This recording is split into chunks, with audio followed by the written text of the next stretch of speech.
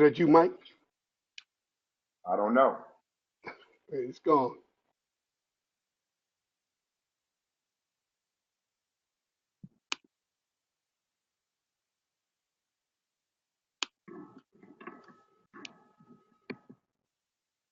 Okay, family, we're live. We're live. We're live. We're live.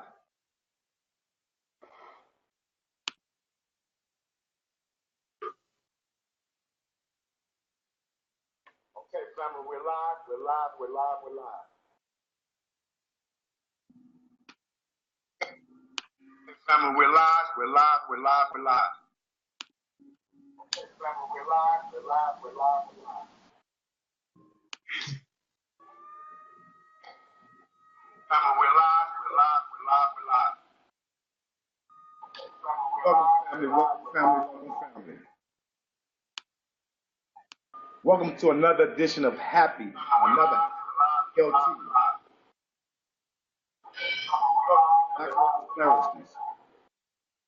You all hear that echo? Welcome to another edition of Happy, Oh, yes. How about now? Yeah, it's good. It's good. It's good now. Okay. Welcome to another edition of Happy Black Love Thursdays, family.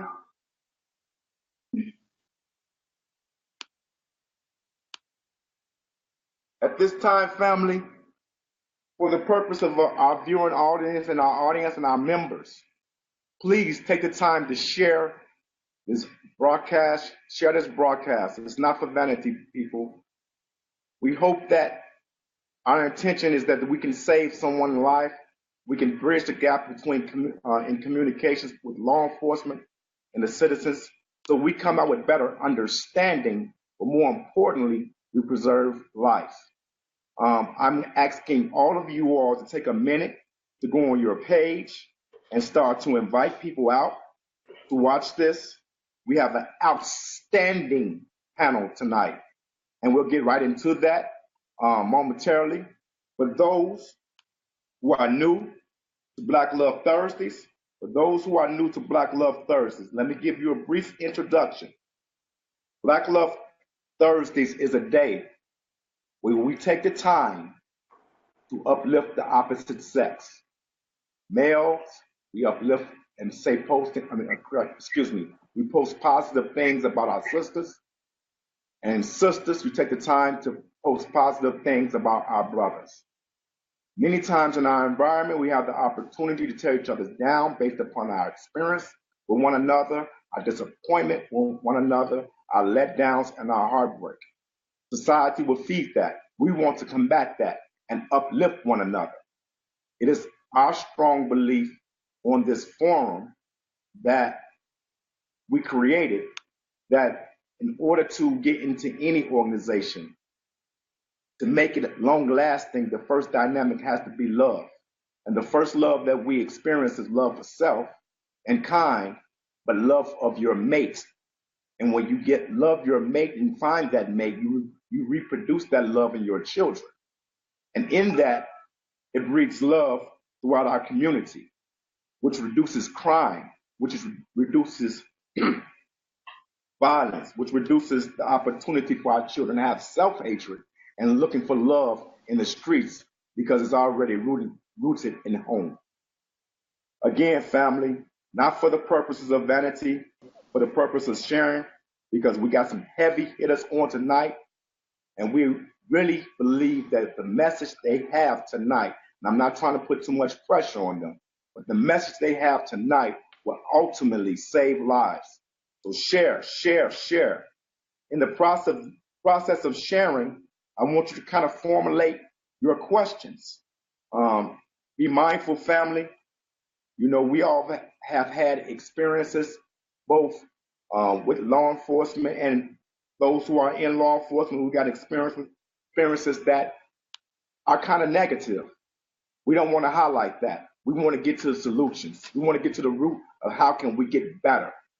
So we want to focus on with solution oriented, and in that, family, we're going to do what the show produces, Black Love. So invite, invite, invite, invite. Today's show is titled, How Can We Better Police / Citizens Relations to Produce or Prevent Tragic Outcomes? We have a great and outstanding panelist. And before we get to our panelists, our co-host, Jackie, is going to take time to let you know a little bit about next week's show. I'll give you the title, but she's going to tell you about next week's show and a few of our sisters that will be on, and she will introduce the first guest. But for those who are new, Black Love Thursdays, you may see our face, you may hear our voice, but this is our forum. Don't hesitate to comment.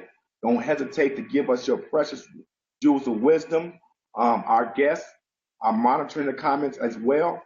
So we'll be feeding your comments after we do the introductions, and our guests have the opportunity to answer the first question. So Sister Jackie, go ahead and tell them about next week's show and introduce our first panelist. Greetings, everyone. I'm Jackie, and we have a wonderful show today. As you know, I'm excited to get into it. But next week, we will be talking, resuming the conversation that we had on last week regarding the brothers, both married and single. Basically talking about how the things that they require. So we got into a heated discussion about that. Everyone enjoyed it. Posts were awesome, off the chain. We want to keep that momentum up. This coming week, we will be discussing for the women's side.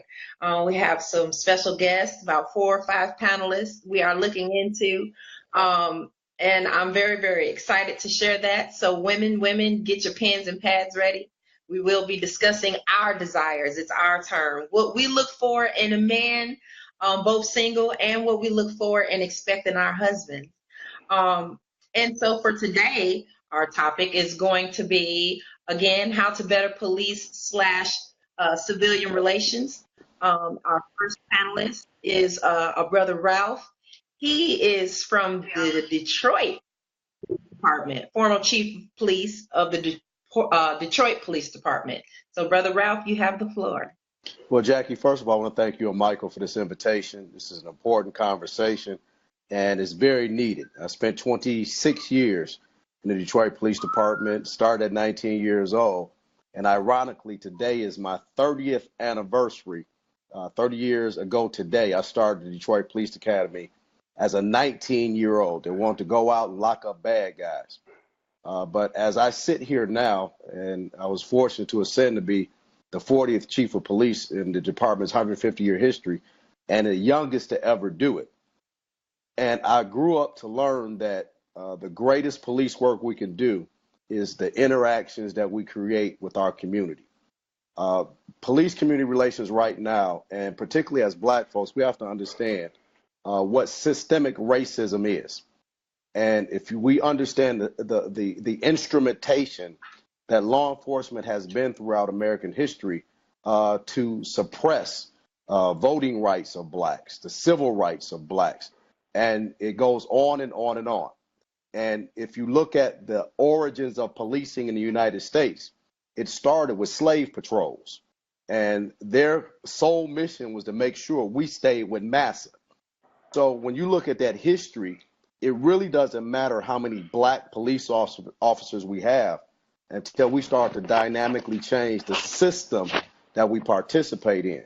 And a part of that is police officers looking like the community they live in, but not only that, being a part of the community that they are responsible for enforcing the law in. I don't like the term policing because you police animals. Blacks don't need to be policed.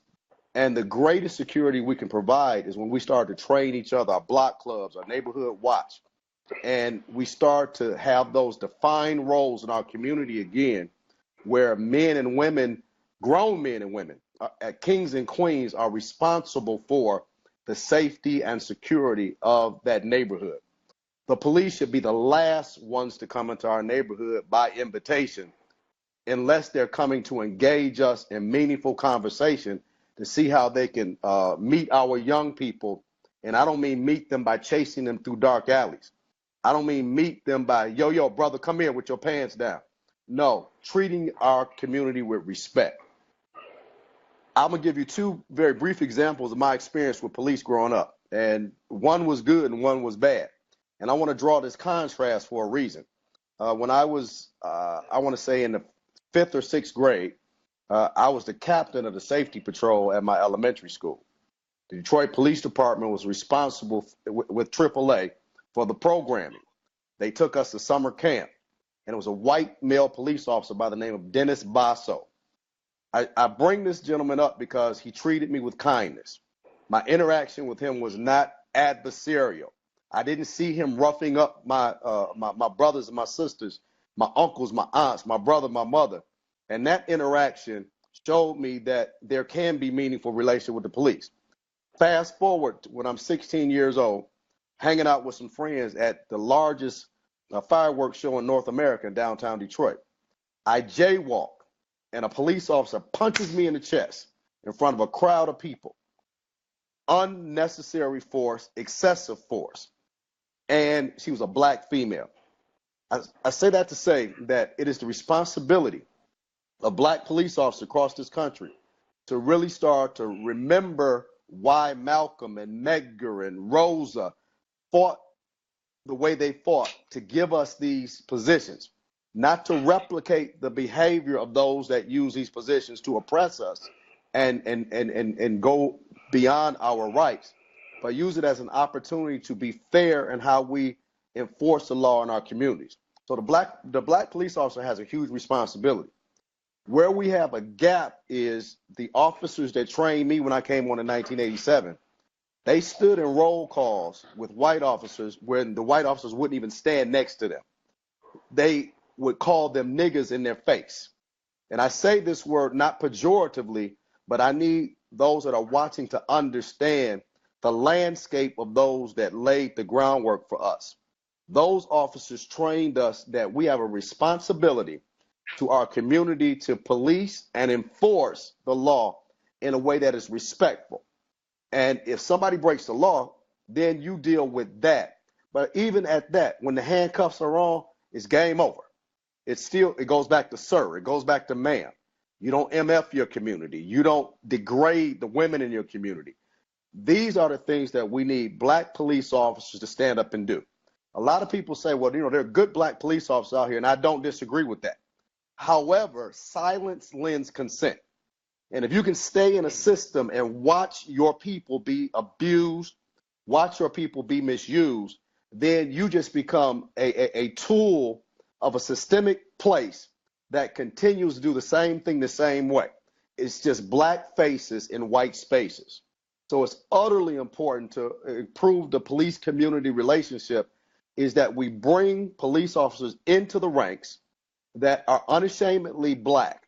And I mean that with all sincerity, because when you're sitting in a police car and it's you and your partner and you come from different ethnicities, compromising who you are to assimilate with the majority population is not going to help solve the police community relationship. But I need to be able, and this is something that is very alarming to me, and some of my brothers and sisters, I'm sure, will weigh into this. If you ask a young person, do they feel safer when they see a police officer, or do they feel fear when they see a police officer? 9 times out of 10, the young people I talk to in my churches, in my communities, they say they feel more fear when they see a police officer. That is an indictment on us as black law enforcement officers. And I put myself in that category. I've dedicated my life to this field of work. I'm an adjunct professor now, and I teach it. But as a practitioner, I had to understand that my job is not to lock black folks up. That is an ancillary piece of what law enforcement is. If I do my job appropriately, I engage my community.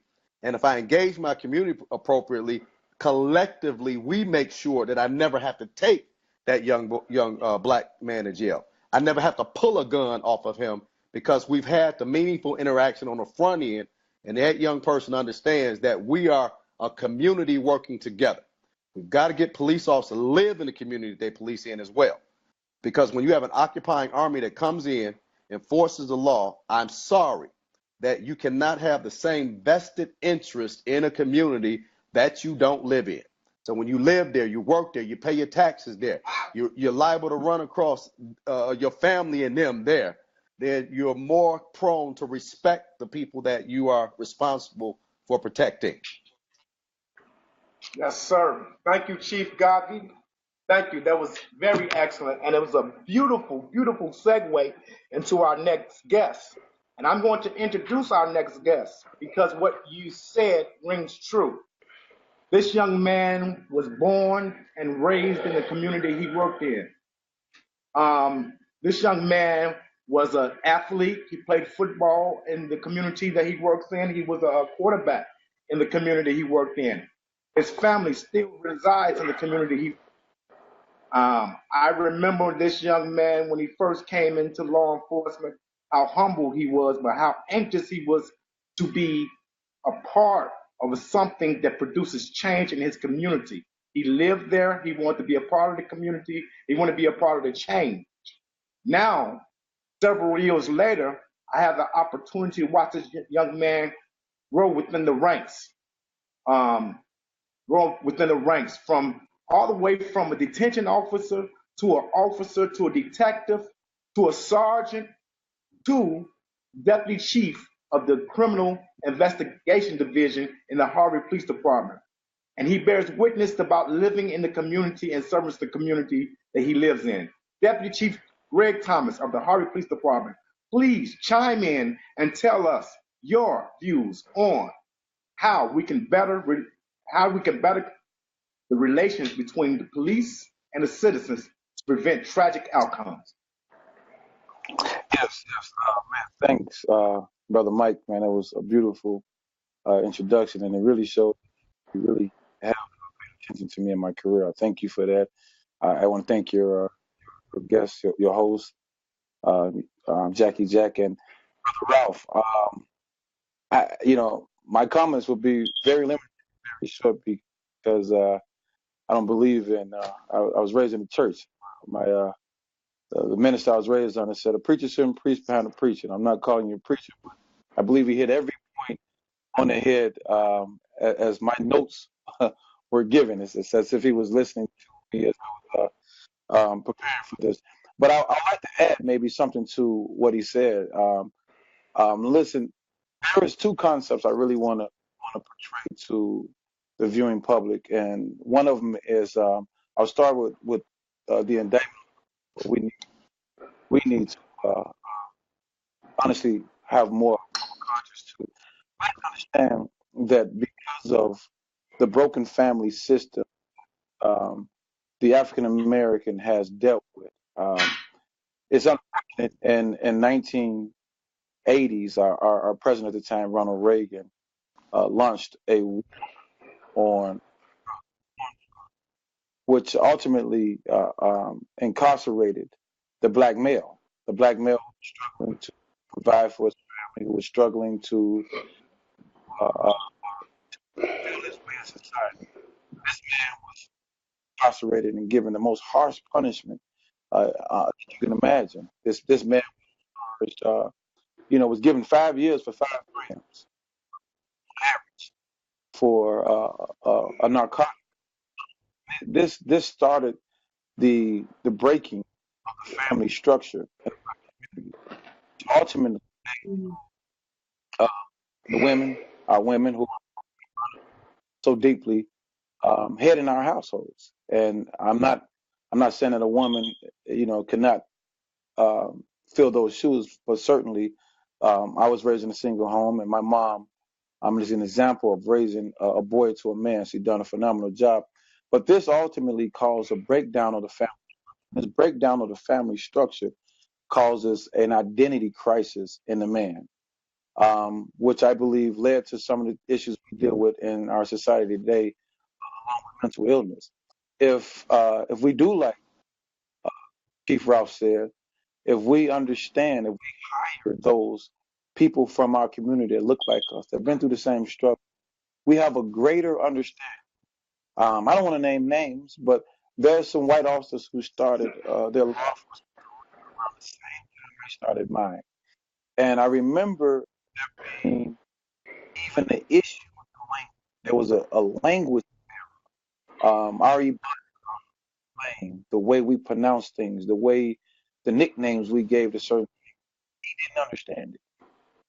It was, sometimes even amusing to watch, young black men talk around them. They'll be hiding their narcotics, for an example, right in his face, and he didn't know it. Well, this disconnect, this thing that they didn't understand us. They don't understand us. When I mean they, I mean those from other ethnic groups who police our community. When you don't understand something, and you're in charge to deal with it, then you don't have psychologically and mentally to deal with it.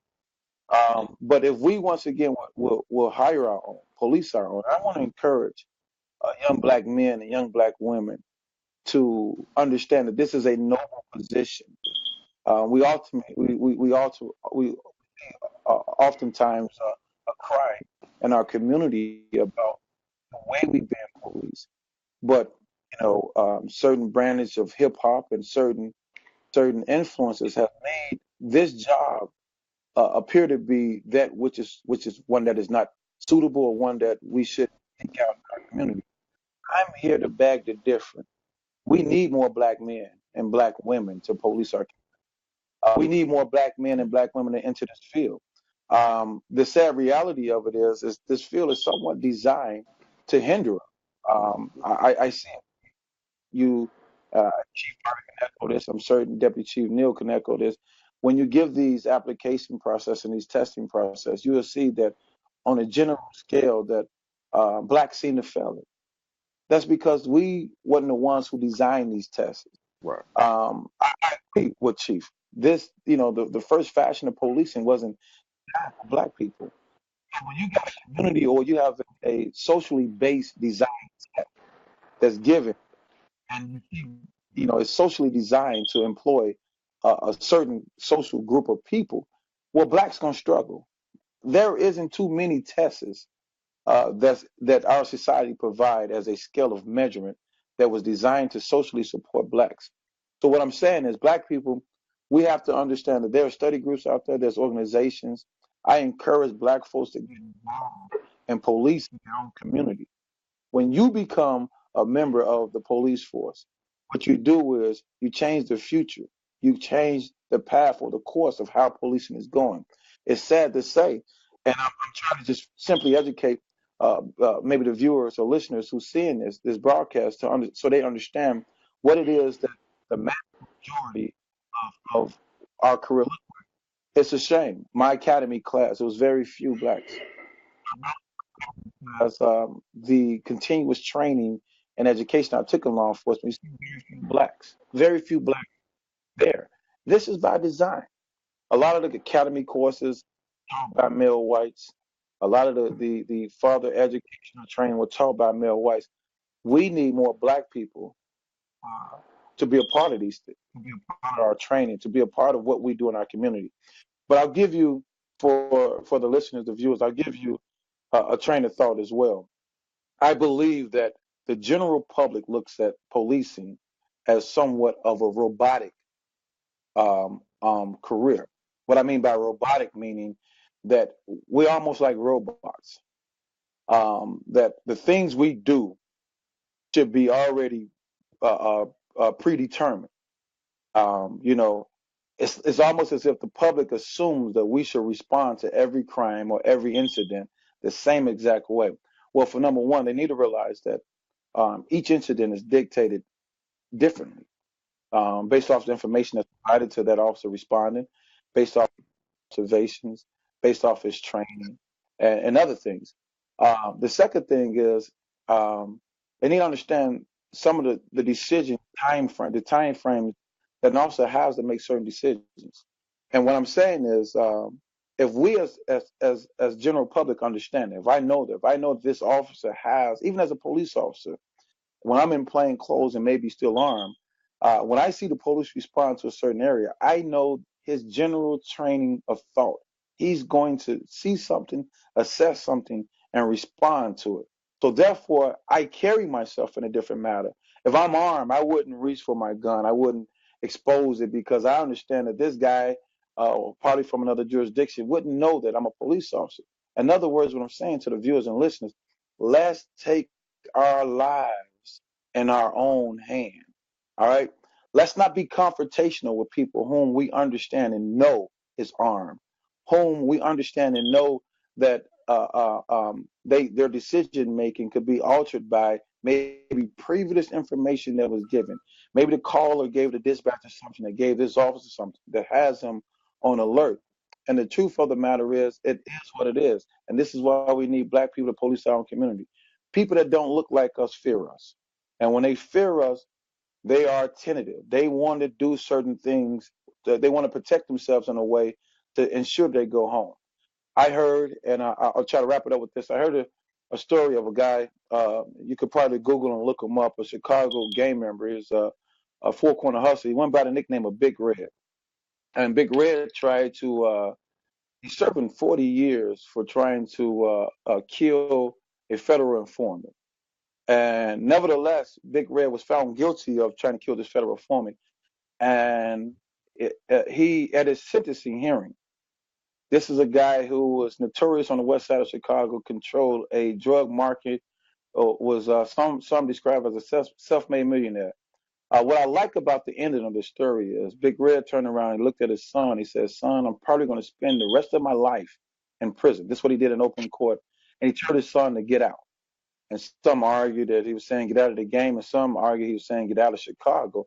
But he looked back and he told the judge, he says, "I don't fault some of these officers." Now listen, when I say this, I'm not, because I'm the first that says an administrator, I don't agree with everything that's been publicized that officers has done. Some of these things, I, as a trained professional myself, I really know that there's a level of racism and there's a level of ignorancy that has has has uh, has been portrayed in some of these officers' decisions.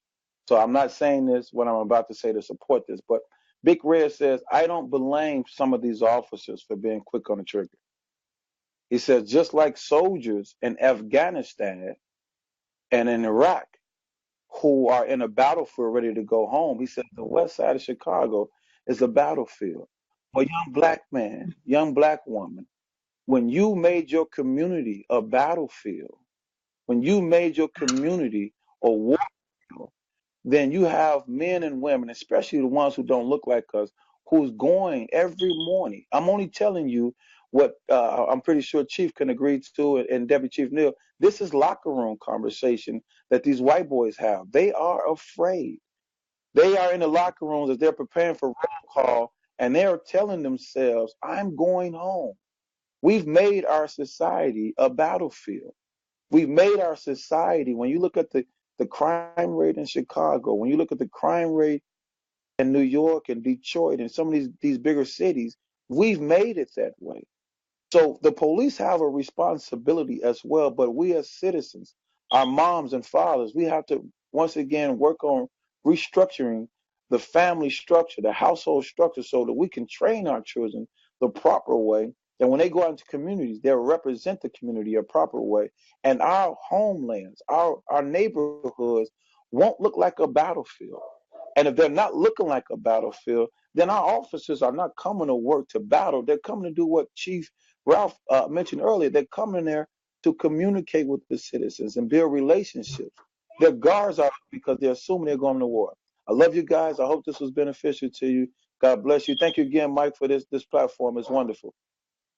Thank you, sir. And you will be on again. We're going to recycle some questions, and my co-host, our co-host Jackie, is going to introduce our next guest. Quickly, family, for those who are on and haven't yet shared it, please share this video. Not for vanity. You never know what life you may save. So take the time and share this broadcast, because our panelists have some beautiful, beautiful, precious jewels of wisdom. And start preparing your questions, because after the initial introduction, we're going to start taking questions from our audience. So, Sister Jackie, go ahead. This next brother, I had a chance to briefly speak with him. He has a lot of information to offer. Very proud of him. This is Brother Damon, representative of Blacks Law Enforcement of America. He is located in New York. So, Brother Damon, please take the floor and give us your feedback. A good evening, everybody. I want to thank Sister Jackie, Brother Michael, and everybody else on the panel. Captain Dennis for giving me the call to come on the show. My name is Brother Damon Jones. I'm the New York representative of Blacks in Law Enforcement of America. I am a 28-year veteran of the Westchester County Department of Corrections and the former Northeast Region President of the National Black Police Association. I'm also a member of the National Association of Blacks in Criminal Justice. When we talk about how to better our relationship with law enforcement and particularly police, because they are the ones that we encounter the most in the different law enforcement departments, I think we must have self-responsibility within our communities and within ourselves as people. Brother said it, they said it earlier. We have to address a lot of our issues in the community, and how do we do that? Part of it is also understanding the political process in our community. We also must understand that law enforcement is paid by our tax dollars. We pay for them to police us, but unfortunately, within the United States, Black folks, Black communities are the only community that don't have any say in how their community police. We will not see certain tactics in other communities, the Irish community, the Italian community, the Asian community, the Jewish community, any other ethnic community. We do not see the tactics that they use in the Black community in these other communities. And why is there a need for police in our community? Yes, we need certain police for law and order. And as Brother Ralph said, also, we call them in the community, but we need to be the first to handle the responsibility of safety and security within our community. Now, do we need more Black cops? Absolutely. Absolutely, we need more Black cops in all the departments of the justice system. But we just don't need cops of color. We need cops of conscience. See, I think that's what's lacking is cops of conscience, law enforcement of conscience. See, you could be Black, but once you go through that police academy and you'll come out blue, and then they remind you that you're blue. And they say, well, why do you need a Black law enforcement organization? Well, what's the problem of being a part of a Black law enforcement organization? Because every other ethnic group has a law enforcement organization. But when you're part of a Black law enforcement organization, it's always a problem. And then we always get called the racists. We are the racists. And then they forget how the institution of policing and the justice system was created. It was built on racism. Whether we want to agree on it, whether we want to admit it or not, and have an honest conversation about it, but it is. But we need more young men and women to take these tests and be part of it. But we also need them to understand the history. It's not just a job, that you get a paycheck and you just go and arrest people and have fun. Or as some young people say, they're looking for some action. If you want action, go over to Iraq, go over to Afghanistan. That's where you could get action. You take an oath to protect and serve the community. And that's what you're supposed to do. You're not supposed to come in the community for action. So we need more people conscious and have compassion for the people that we're policing. Whether you're a police officer or you're a correction officer or you're a court officer, sheriff, probation, parole, compassion is always needed. Not just looking at people as a number or looking at people as a crime stat. So we need to change the attitude among ourselves first, because it's unfortunate that a black cop will beat you in the head faster than a white cop, just to prove that he's part of the system, just to prove that he's a brother in blue, you know. And then we also have to address some of these black law enforcement organizations that really need to take the name black away from being black or law enforcement organizations. We need to address them and call them out, because they forgot that people died for us to have to be able to wear these badges. You know, people sacrificed for us to be able to wear these badges, and the communities fought for us to wear these badges and for us to get the badge, and then treat it like a paycheck. Then we're not only dishonoring the community, but we're dishonoring the history of our struggle in America. Thank you, brother. That was excellent and that was beautiful. And the way you all speak, brother, I gotta commend you all, because you make my job a little bit easier, because you kind of segue into our next guest. I don't know if you all are trying to do that, but you're doing it. So I thank you all, brothers, because our next guest, brother, is my big brother. And our big brother is responsible for making the connection between myself and Chief Ralph, Brother Damon Jones, and a couple other law enforcement officers throughout the country who are looking to be forward. However, due to scheduling conflicts, they couldn't be on the day. So we're definitely going to have a part 2 and a part 3 to this. But this brother, and you know, I might get a little bit emotional on this one here this piece right here, because this brother here is not the one who talk about it, but he's a brother who's about it. He has been going throughout the country. Our beloved minister, the Honorable Minister Louis Farrakhan, commissioned him some time ago. He said, you go across the country and you get into the police departments and you teach and train how to open up or to teach a dialogue about police sensitivity so they can deal with our people that save lives. He's took on that, he gave the salute, and he said, yes, sir, and he's been moving out ever since.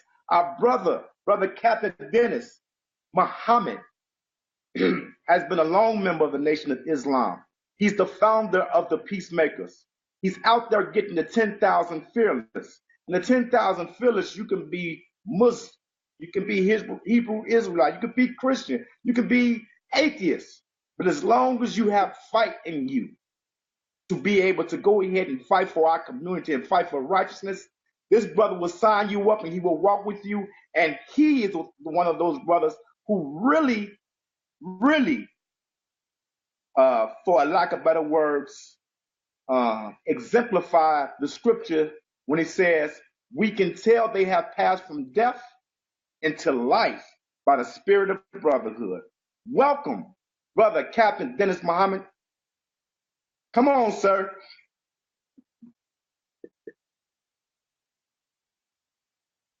Brother Captain, we can't hear you, brother.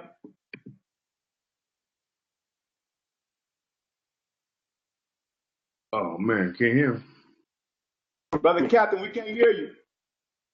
Can you hear me now? There you go. Yes, sir. Yes, sir. Yes.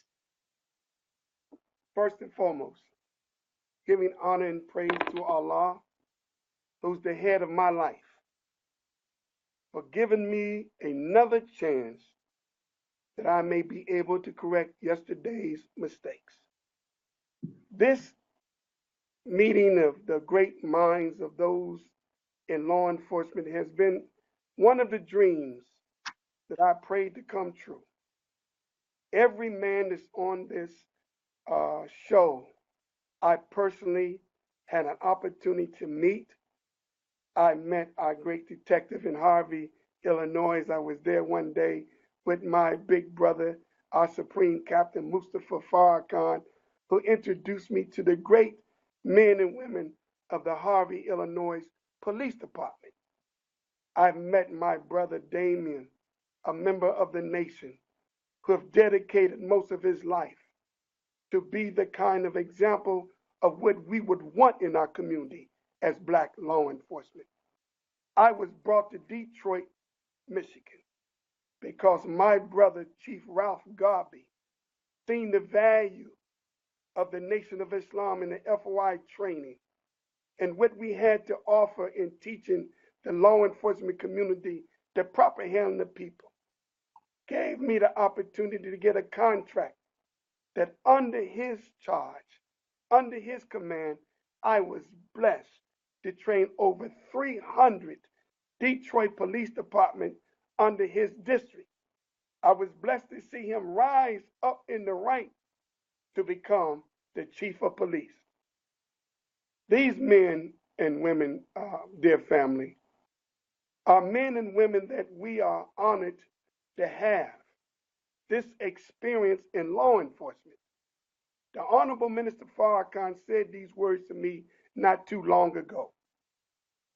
He said, Brother Dennis, I would love to see us assemble some of the great former black police chiefs or black police officers and have them to come together and go around the country and train our people how to patrol and protect their own community.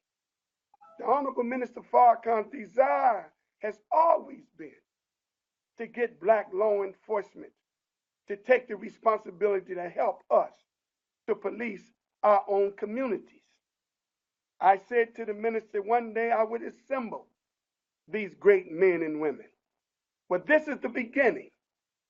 And I pray to Allah that in the very near future, hopefully on this show right here, I would call the Honorable Minister Louis Farrakhan and say, dear leader, would you come on and say a few words in how we should act as police officers in our community and talk to our community and how we should respect those in authority? Now, family, those of you who know me, and I see so many of the peacekeepers who's on this line, there are many, Brother Damon, many Chief, many Brother Detective Craig, that's out there in the community. These are grassroots organizations that out there trying to fight that deadly, senseless act of gun violence. There's no way that we can absolutely fight gun violence absent of law enforcement. There has to be a partnership together with law enforcement bound with community activists that's fighting to stop crime and violence in the community. But you brothers know that the gap has widened. Today, they found not guilty a woman who said she feared that the brother was reaching for a gun. We watched it play out on social media, on the news, where she shot that brother, killed him, and they found her not guilty. We found that they found not guilty the officers who shot our brother in Louisiana. These kind of crimes of officers who can just outright take a human being's life, particularly our life, and we get no justice.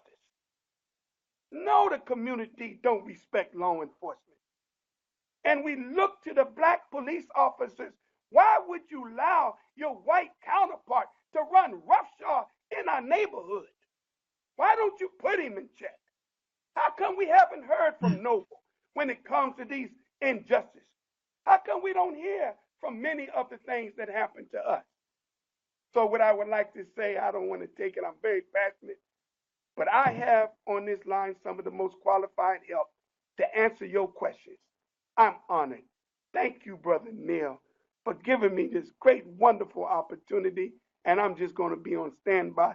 I want to hear from these professional law enforcement to answer these questions. Thank you, my dear brother. Thank you. Thank you, Brother Captain. And that was beautiful. Again, you never disappoint, and you never have to apologize, Brother Captain, for your passion as it relates to our people. So with the next group of questions, then we're going to recycle the group all over again.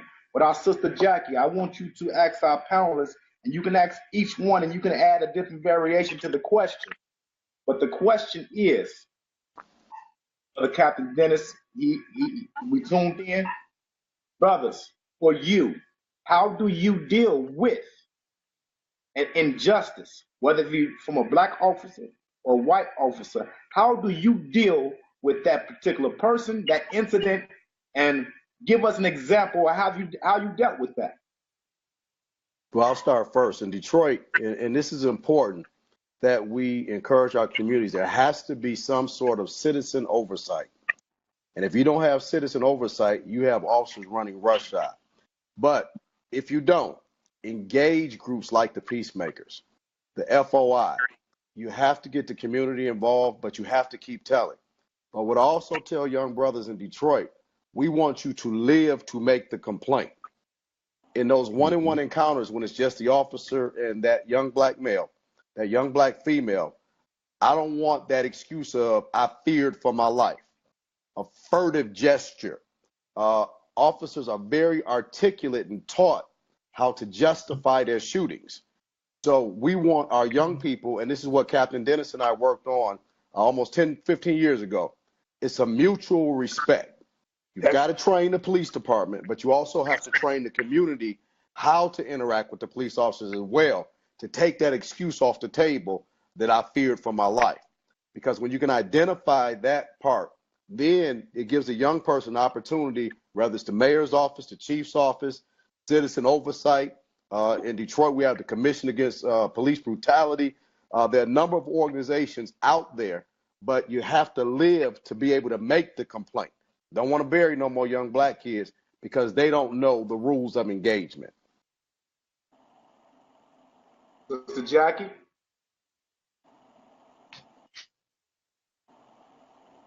I'm taking it brother. all in. I'm taking it all in. Brother, what are the necessary steps? Like, give me a scenario. Can you further expound? Sure. The allegation of an excessive use of force, improper stop. You have internal affairs. You may have make a complaint formally through the police department, but I don't want our community just to depend on that, because when you have the fox watching the hen house, those complaints are not always investigated in a manner that is going to get that individual response.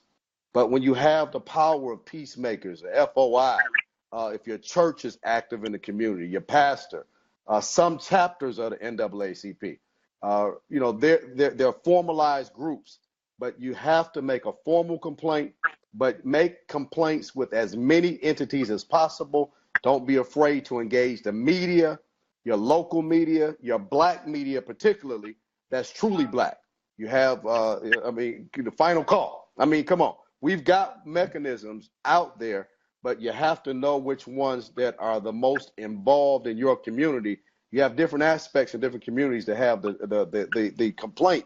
Like in Detroit, you can make a formal complaint through the Board of Police Commissioners, which is the citizen oversight for the police department, which came up out of the 1967 riots.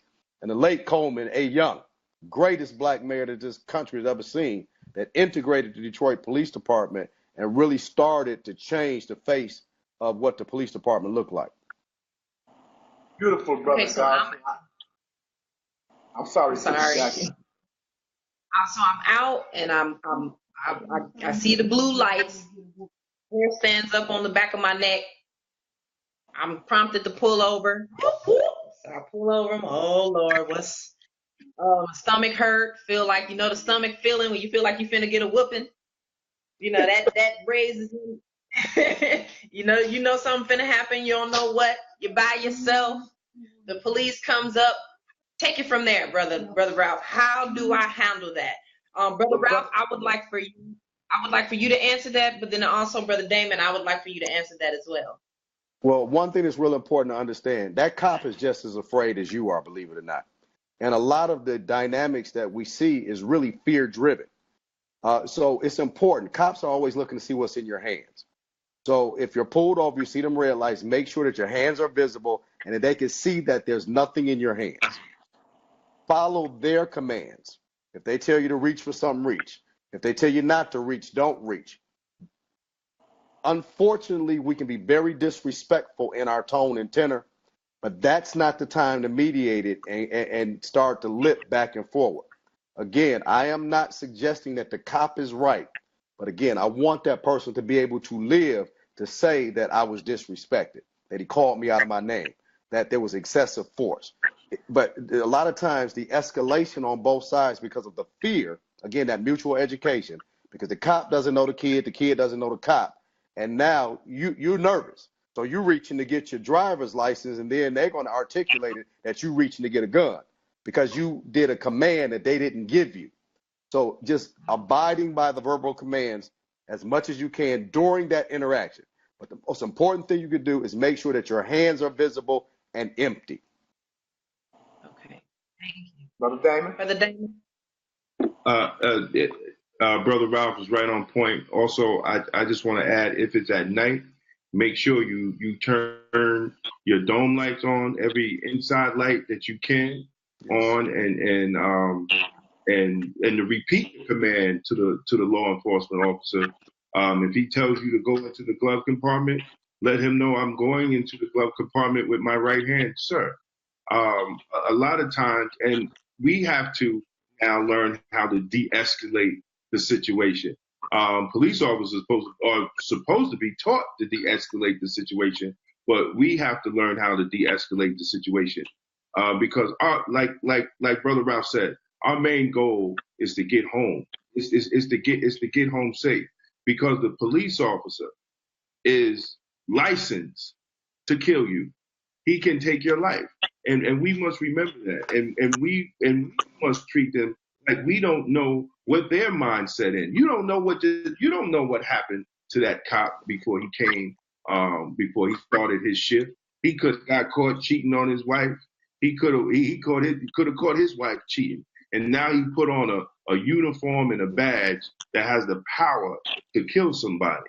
And then he pulls you over and you start mouthing off, and then you get shot and killed, and he's going to write a report that's going to justify his action. Brother Ralph said it earlier. We are taught in the academy yearly training how to justify our actions, right and wrong. So I think we need to always be calm when we're confronted by police. The National Black Police Association, they started a pamphlet called "What Do You Do When You Stop by Police?" Blacks in law enforcement, we changed it to "How do you survive police confrontation?" Right. Because so many black young men and women have been killed, have been shot and killed by police in confrontations. We have to learn how to survive a police confrontation, and the key is to get home. And when we challenge the police officer, remember you're challenging his authority, and then he's going to show you that he has authority to lock you up, to beat you, and to kill you. So it's not about being a punk or a sucker or a coward. It's about getting home safe. And then if you feel that your rights have been violated, you can follow the steps. You go to Civilian Complaint Review Board, just like Brother Ralph said, all the different organizations, and get yourself a lawyer and file it that way. The key thing is at that point, you're alive. You're not dead. So I think we all should be mindful on how we deal with law enforcement. And when we come into encounters, we want to survive the encounter and get home safe to our family. And Brother Neil, can I make one quick point? Because Yes, Ken sir. Williams on Facebook Live makes a point. And when we talk about these survival mechanics, we are not talking about surrender. That's just the first step. There has to be significant legislative changes in how we interact with folks because the law is not designed to support us. And then there also has to be training. We have to insist that there are video in every car and audio. But we're talking about how do we stop the bleeding right now? So I don't want anybody watching the mistake that we're trying to just teach you how to survive. We've got to have systemic change as well. But there's some tactical things you got to do right now. But then there's strategic things that we've got to plan as a community and get some energy behind changing some laws. And at some point, I like to talk about some strategic changes that we need to get together and make as well. Yes, sir. Thank you, brother Chief Godby. Our next brother that I want to and he has a very unique situation, family. Our brother Greg Thomas, he actually works in a town. It's a suburb of Chicago. They call it Little Chicago, Harvey, where the mayor is black. 99% of the aldermen are black. The police department ratio is 80% black. Um, and in that, um, I'm speaking from experience. When I came on 20 something years ago, that dynamic was a little bit different. But he has the opportunity to work in that dynamic when he is predominantly black. However, Brother Greg, Deputy Chief Thomas, I want you to explain to the people that, because I know your character, but I want you to explain it, how you had to personally, not only just the black officer, the white officer, and I have to say this, family, I'm unapologetically black and I love my people. However, there are some white officers that have watched my back and I love them for that. So we don't want to paint everybody with one stroke with a paintbrush, That's because right. at the end of the, that same guy may have your back, but you have now put a wedge between you and that brother because of our words. So, and even with us, we don't like to be stereotyped of all of us are criminals, all of us are always late, all of us are. So we don't want to do that to the Caucasian or the white people as well, because some people do what they do with good intent. But Greg Thomas, when things happen in your presence that's not above board, whether it be a black officer, white officer, Hispanic officer, how did you handle it? And do you just idly sit back? And Brother Gabi, if you're there, brother, we lost you on video. Do you just sit back and let it happen, or do you respond immediately and give us an example if or and when you responded? Yes, sir. To respond to the question, I'll give you this first statute that you have to have about yourself. First and foremost, before you can respond to any injustice, you have to be, uh, the scripture says, certain things shouldn't be even blamed of you. You have to be one who stands in the form of justice, first and foremost. I, I, I've carried myself this way for this reason, so that I can always be able to call out injustice. I think Brother Captain Dennis probably would amen me on this. I say, you dirty up in front of somebody, you ultimately clean up in front of that same person. So that's why you have to carry yourself as a person of integrity. But certainly, there's a thing I do, and I call it out immediately. There is in front of everybody.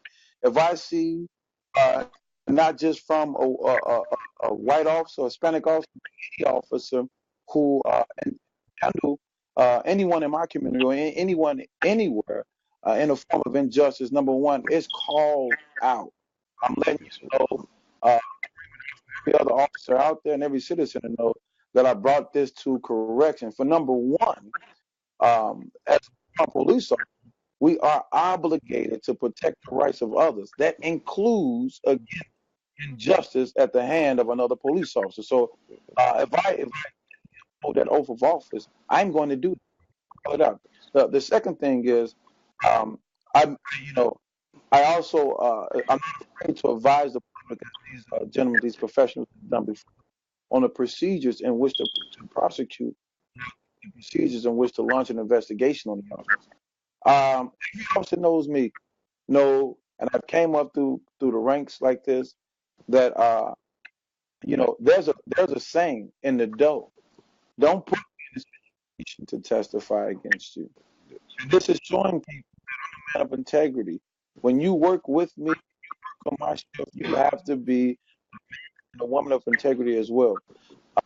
And because fortunately, I haven't been in too many situations where I've seen uh, brutal disjustice against our people, but I have seen certain things have reported and as well as called it out and has stopped it. We have an obligation. I can't stand by and any police officer take your. I have to. I'm sworn by. And then the man that my mom raised me to be, my father installed, I have to stand against it. The second thing, this is something I want to, and this might be a little off topic, but I want to, wish upon the viewers and listeners. This is something that needs to be that needs to be formed. We have to form, especially in the smaller communities. I don't know if this will be really effective in Chicago or Detroit or New York. And the smaller communities, typically, whenever there's a new officer hired, that's publicized, via his swearing in at city council or via some type of news article or social media. When we find new officers that join the force, especially rookie officers, we have to come up with some type of form of organization that would track these officers. I think Chief will probably agree to this. Typically, when officers come to the force, excited after graduating the academy, they don't come in contained and corrupt. This is a behavior that's learned from Yes, other sir. officers. But we have to educate our public on the 4-year process. Everything we do as professionals, our disciplinary action. This is something the public can view. If we take new officers and we know that the public is tracking their discipline, the public is tracking certain issues. What it does is it forces our law enforcement agencies to be proactive versus reactive or trying to cover up certain actions from officers. When we know for a fact it's tracked you, when somebody's able to say, "Listen, this is his fifth write-up," how I know every 6 months, every year, I've foyered him just to follow his career. That lets him know or her know that the Very public is much. watching you. It keeps them in line. And then because that officer know the public is watching, the administrations of these agents know. And that causes the agencies to deal with people with a swift hand. I've seen a lot of reactive organizations. I've seen organizations who have protest officers after injustice or corrupt actions on their behalf. And I've seen organizations who are designed to investigate officers after the fact. I would like to see public organizations out there that's designed to track our officers as they articulate throughout their career. This way, we don't wait. It's exposed. Anybody who's ever been in an agency officer go bad, there was warning signs that would at either the administration or his workers. But these things, if our public take a better interest, and the men and women who sworn to protect us, you will be able to track the complaints and the issues that has been brought up against them. And Brother Neil, if I can jump in very quickly, Alan Glover had a question, how to combat the national messaging of support the police. And it's important that there's a group in Detroit, Coalition Against Police Brutality, and they always say this: we are not against police, we're against police brutality. You can be against police brutality and support the police at the same time. They are not two different messages. This ain't pick a struggle. And we've got to start to change the messaging that if you hold a cop accountable for disrespecting our community, that don't mean you're against the police. That means you're against bad policing and bad corrupt cops. That's the message that we have to take across the country. Yeah, I think I agree with what brother's saying, and brother Allen it also talks about negotiations, the community negotiating with the police. I disagree on any negotiation. Do a boss, if you're a manager, do you negotiate with your subordinate? See, the people are the taxpayers. It shouldn't be Yes. any negotiations. I mean, they pay the police officers' salaries. They're the one that voted the mayor in so he could appoint the police commissioner. See, we fail to understand our power in this as a community, Yes. especially the communities that have black elected officials. We should be ashamed of ourselves that we have black mayors, black city councils, and police brutality in our community. That's a shame. So we shouldn't have to negotiate anything because if the elected officials don't change the policies and the procedures, we need to vote them out. Stop voting for the same city council person or the same mayor that's going to allow police to abuse your community, because you are the taxpayers. You pay for their uniforms. You pay for the cars they drive. You pay for their benefits. Why are you negotiating anything? You need to take control of the political process, and that's how you change your police department. That's one of the ways. But if you have that type of power, and many black communities do, because it's just us that's in the community, and we're the ones doing the voting. We're the ones paying the high taxes. So there shouldn't even be any mindset of negotiation. You go in there and you demand, just like white folks do when they come in the city council meetings. They demand the change, and if they don't get the change, they vote those people out that don't do the change. Absolutely. And power concedes nothing without a demand. You That's have right. to make a demand. Yes, sir. And Sister Jackie, I would like for you, because we're coming to the end of our show, I would like for you to go through all of our panelists and let them wrap it up, but ask a question to allow them to wrap it up, with the exception of Brother Dennis Muhammad. Dennis Muhammad is going to come after these gentlemen, and then I'll close the show with an overview. So go through our brothers one question. You can pick from something that you want to ask, or something that one of our audience members asks. Okay. Brother Lonnie Harrison asks, what can we do as both police and community to build trust within our neighborhoods? It starts with mutual respect. And if that respect is not there, that's where there's a gap. That's where the delta is, when there's no respect. So it's very important that there's an engagement process, and officers have to be available to the community. If they're not available to the community, I mean not patrolling the community, but active members in the community to prevent crime. Sir Michael Peel, who is the father of modern policing, has 9 principles of policing. And one of them says that the effectiveness of a police department is not in how you respond to crime, but the effectiveness of a police department is the absence of fear, crime, and disorder. So you're not a good police department by how many folks you arrest and how many guns you take off the street. You're a good police department based on how you make sure you put things in place, engage in the community not to make those things happen in the first place. That's the missing piece. That's right. Thank you, brother. I believe we have to come up with better programs to bring back the concept of officer friendly.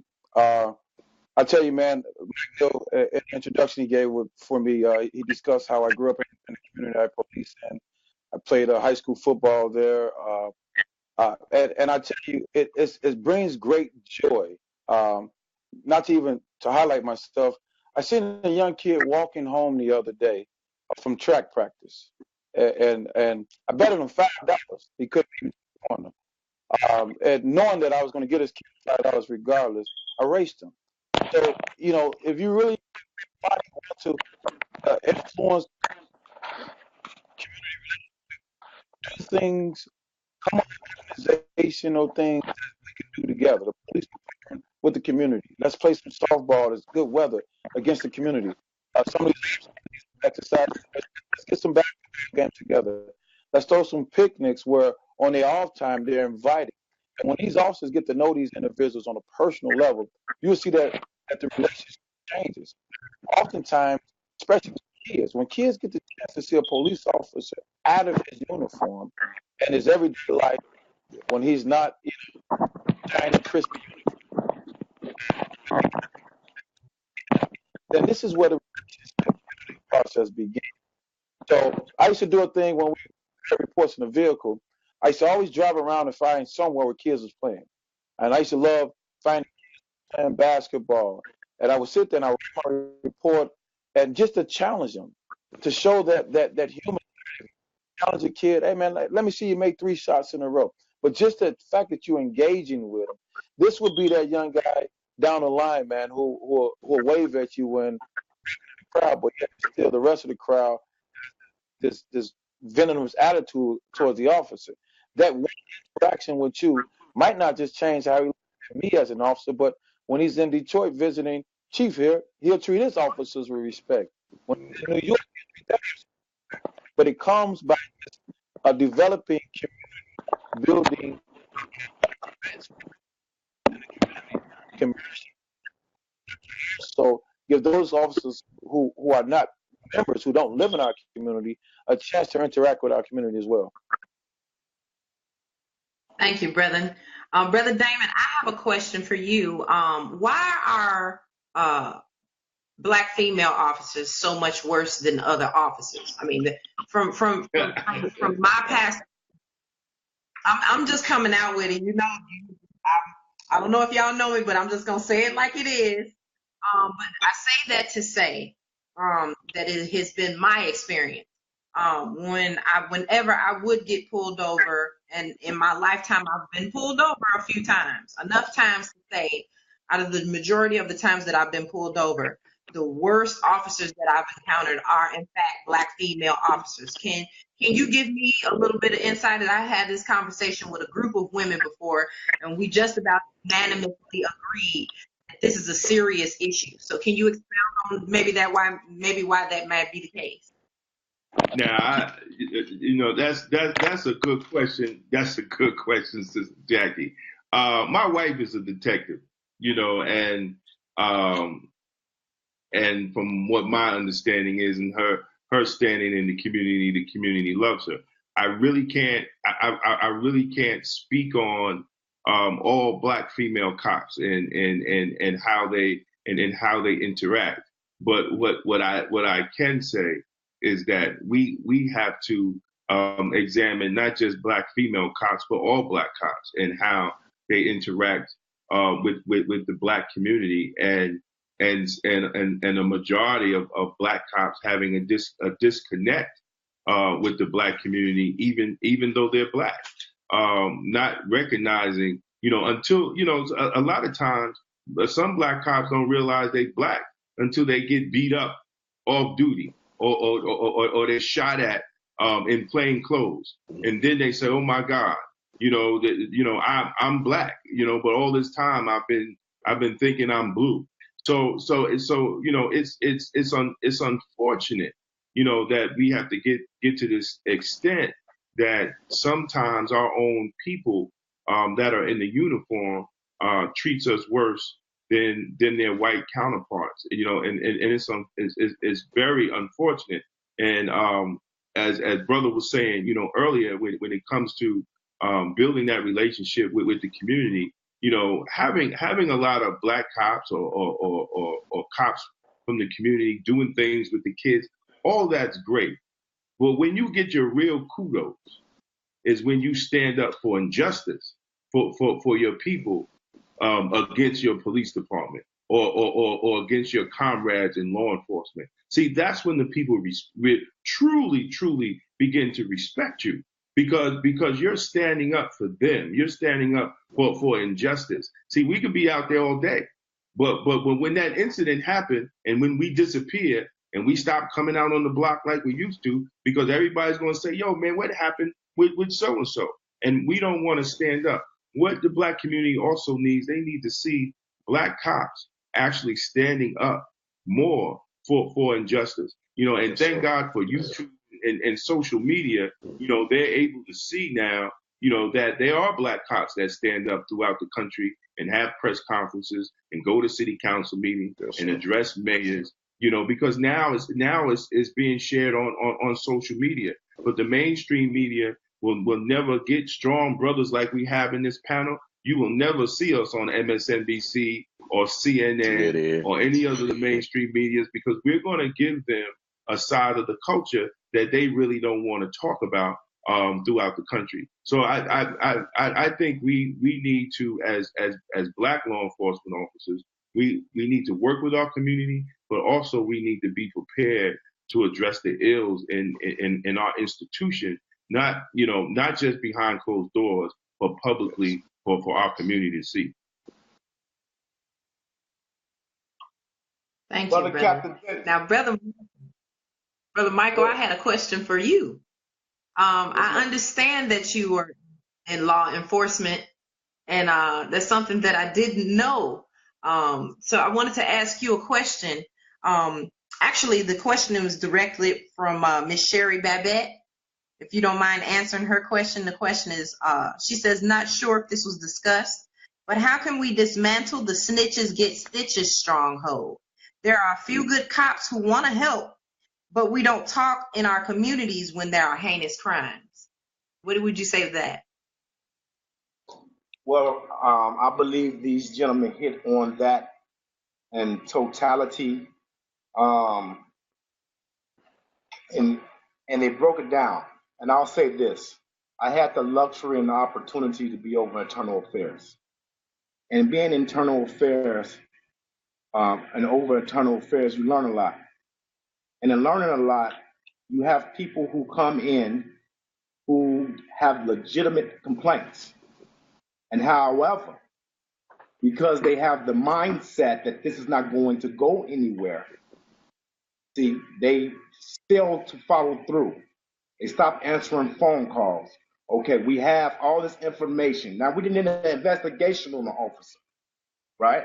And then now we can't even get in contact with the complainant to push it forward. See? So you have to follow it all the way through. On the other end of the spectrum, we have had people who have been who just can't stand the police, and they incorporate that complaint into a legitimate complaint, but they taint it because they add on to, and they try to make it more colorful, whatever. Be truthful, be honest. See, once you bring something to the internal affairs division, and this is one of the most unlike divisions in any police department, they are bound to do the investigation. And as a citizen, who's making the complaint, you have the right to ask them, where are you in your process? So I don't know if I answered the sister question. And Brother Michael, can I jump in just one very quick comment? And I've got this is my brother, my mentor, my friend, Captain Dennis taught me something when we were educating the cops and then educating the community. And I've taken this with me the rest of my career. We don't have the moral authority as cops to challenge the no snitch culture until we challenge our own. And Captain Dennis said this to the community. When you police department start turning in your criminals, then you have the authority morally to go into the community and tell them to turn in their criminals. So that's where the rubber meets the road. Cops have to stand up for what's right. And Brother Damon said it, Chief said it, Chief Neal said it. Black cops have to stand up. I am a cop that happens to be black. I'm not a black man that happens to be a cop. And until we start to get to that point, we're not going to address the snitch culture the right way. Yes, sir. And Brother Captain Dennis, because out of respect for time and people time, we want to allow you to say some final words before I do the overview on your experiences, the show, or whatever you would like to speak on that would help save someone's life. Well, let me say this, dear brother. I'm just excited. Oh, where you go? The great concern that we have when it relates to our people in law enforcement. They well qualified to answer the question. I like what Chief Garvey said. He absolutely right. I said there's two walls. There's a blue wall of silence has been the no snitch, snitches get stitches in the black community. But you know within your department that that blue wall of silence exists. Law enforcement do not hand over their corrupt cops either. Law enforcement do not snitch on one another either. And if we're going to be honest, if you want us to tear down the black wall, then you tear down the blue wall. And let us be mutual in our respect that the day you hand over your corrupt cops is the day we hand over those who's run roughshod in our community. In the meantime, in between time, you're going to leave yours alone, we're going to leave ours alone. Now, that does not mean that as a community, we will not address those brothers and sisters who bring down the quality of life in our community, but they are family members. I heard a police chief tell me, he said, Captain, oh, we have assholes in the department, but they're ours. And we would never turn them over to the community. Well, I can say back to them, we have some in our community, but they're ours. And we're not turning them over to you. We have to learn to deal. So under the Honorable Minister Farrakhan, he called for 10,000 fearless to go into the streets and stand between our young men with guns and try to resolve their conflict through conflict resolution. In the meantime, the minister said these words, Brother Mike, we have to make our community a safe and decent place to live. Law enforcement, and every one of you on law enforcement would bear witness, is no longer proactive. I don't know when law enforcement has been proactive since I was a kid.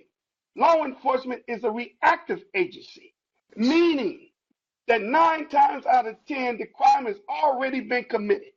So when you show up, you're going to depend on the citizens for information that may lead to the arrest. But if the citizens don't respect you, that's a daggone shame. We would rather let a rat run loose in our house before we turn him over to the pest control, because we don't like the pest control. That's the way our community is. But I believe the dialogue, Ken Williams, I'm saying to you, Ken, if you're listening, the next time we're going to have this panel, you got to be part of the panel. He's in law enforcement himself. We have many people. I guarantee you, family, we can't solve the problems overnight on this show. But this is going to be the most hottest topic because we're going to get to inside corruption of law enforcement, the black community harboring our criminals. How do we deal with those who sell drugs in the community? Do we turn a blind eye? How do we address the child molestation that's in our community? How we address, see, if we, law enforcement, recognize this, Brother Neil, the greatest deterrent to crime is a physical presence in the community. That's why when you see more law enforcement patrolling your community, most likely more crime is less to be committed. So since law enforcement do no longer walk the beat and they have no desire to have a community relationship, because law enforcement have took the attitude today, black people, is them versus us. Since you don't show us no respect, then let me tell you what we're going to do. We don't care what happened in your community. So therefore, black men, we have to step up and we have to patrol our own community like we're doing in Columbus, Ohio. Now we got 60 brothers out there as peacemakers patrolling the streets. When the police come down and see 60 brothers standing out there, they wave. Then we say to the police officer, yo, they can use you on another side of town. But over here, we got this, officer. We don't have the problem. And they have to leave. Our ultimate goal, as the Honorable Minister Farrakhan said, this gross abuse by white police officers, one day we're going to order you out the community. Yes, there's some good white police officers. I know some. They some wonderful human beings. Yes, there's some good black police officers. But let me tell you something, officer. If you refuse to turn over that bad apple, then that bad apple will corrupt the whole damn barrel. I'm tired of hearing that every time there's a corrupt cop, we don't hear the good cop condemns them. Our people are tired of that. But I believe with the men that's on this panel and many more, Brother Neil, we're going to bring to this panel. But I'm looking down the road, believe me, to have the Honorable Minister Farrakhan come on this wonderful show and tell us how we can bridge that gap. Thank you, Chief Gabi. Thank you, Greg, Detective Greg. Thank you, Damien. Thank you, Renee. Those of you who have been in law enforcement, I salute you.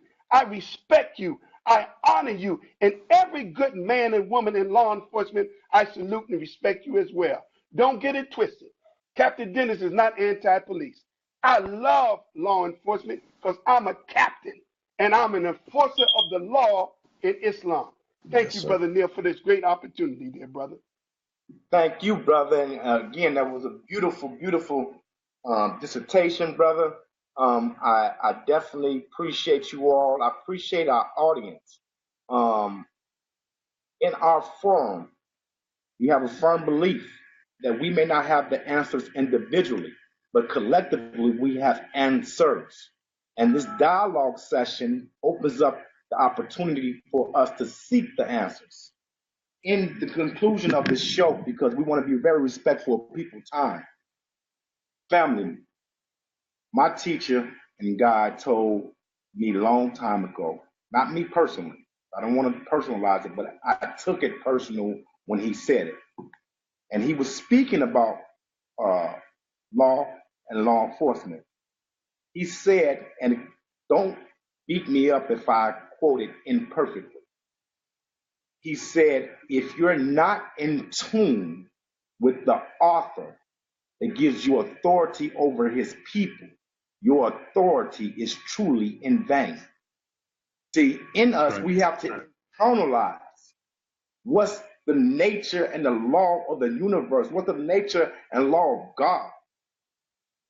You know, I have been told the best religion in the world is not a Muslim, not a Christian, not a Hebrew Israelite. The best religion in the world is do unto others as you would have them do unto you. See, so when we operate from that principle, if you want righteousness, you have to display and give righteousness to others. You have to be in a self-respecting manner. So what our brothers are saying, and we want to continue this dialogue at another date and time, is that there's accountability on both parts. For example, our people blindly give their votes, but us who have experienced administration, who have to attend the city council meetings, we don't see you coming in and holding the politician accountable. You just gave them your vote. We don't see you coming in to say, you know what, I need you to represent me because I voted you in. You gave them your vote and then you go on. No, hold them accountability. No, alderman, no, mayor, this is not my point of view and you're not expressing my point of view.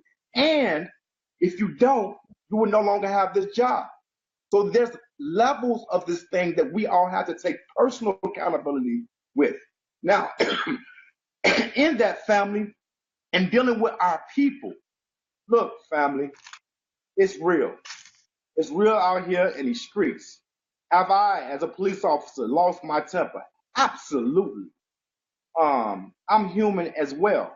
And some of the things that you all don't see is that we, those who strive, and I'm not self-exalting myself at all, please.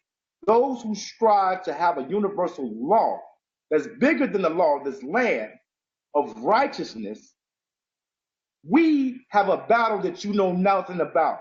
We have to fight those who look like us for justice. We have to fight those who don't look like us for justice. And in it, you're marked. You're marked as a troublemaker. You're isolated in your community. These are the struggles that you don't see. So when you go out in the street and you deal with our people, they already painted you with one stroke of the brush and they coupled you with them, but you don't know your brother is fighting the fight with you. And if we were to abandon our post or to quit and give up, you will start to see that there's not many people in there fighting that fight. So don't be quick to be so judgmental. As I tell the officers in the street, you may see our brother with the sagging pants. You may see our brother with the dreadlocks. You may see our brother, even with the 40 ounce in the hand. But stop. Have a conversation with him. Because you can be talking to a brilliant, unique brother. But if you get past what you see physically and go to a deeper sense, now you start to bridge the gap within our communities. And then you start to spread the love in our community. Everybody have a different way of expression. And if you express yourself in a manner that you're self-respecting, you're going to attract that respect to you. So law enforcement, we have a task on us. And many of the brothers who really stand up, and any officers in blue that really stand up, they become outcasts. But I can tell you from my personal experience, brother, I have people that I wouldn't say that I have locked up, but I facilitated their criminal activity to the penitentiary, who see me in the streets and say, you see that brother over there who's eating over there with his young lady? I got his meal. Why? Because they remember how I treated them. I extended brotherhood. I didn't look down on him because of the decision he made, because we're all one decision away from making a detrimental decision, or we can cost our freedom. So we want the decision away. So who am I to judge my brother? And I can go and look into my closet and see how many decisions I have made that wasn't always the best. So it removes judgment, the judgmental mentality with me. So I am like brother Greg Thomas, and he was humble with it. But those things that he talked about, we actually did. We had the softball team. We played basketball teams against the community, and then we mixed them in against the police officers. And these things are effective. The most prominent thing that I did in my law enforcement career, I was the cops officer. I was over the community service program. Guess what, people? The hardest people to get to come together was our own people.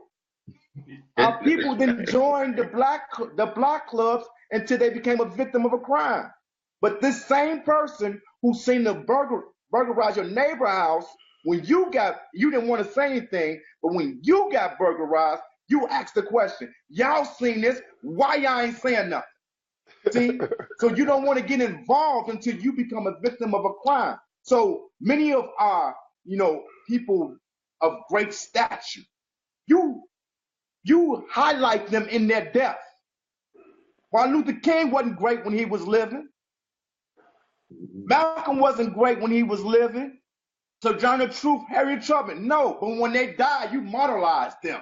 They were great then.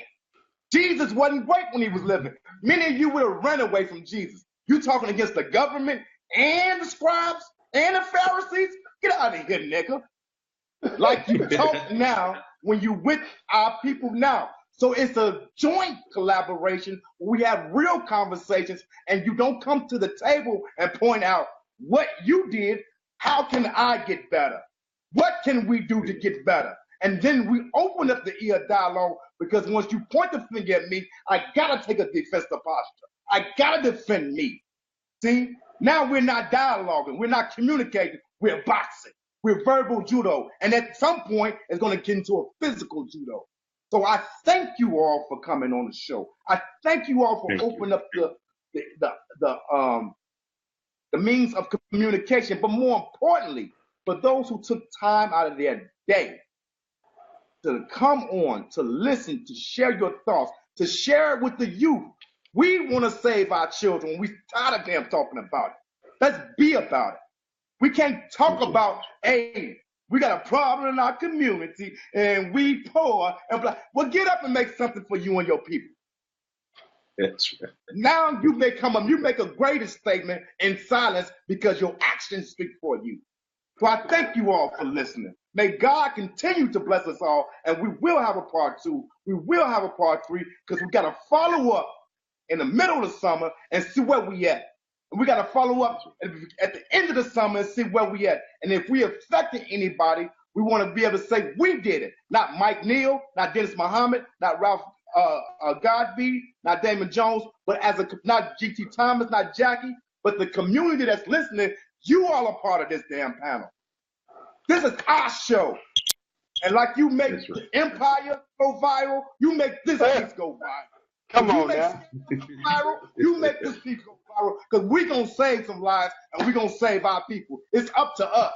We ain't looking for somebody to come down out of no sky to save us. It's up to you. You are savior. That's right. You are savior and start saving our people. Thank you all for listening. May God continue to bless us. Thank you. Thank you. Thank you. Thank you, brother Neil. Thank you. Thank you, brother. Thank you. Thank you.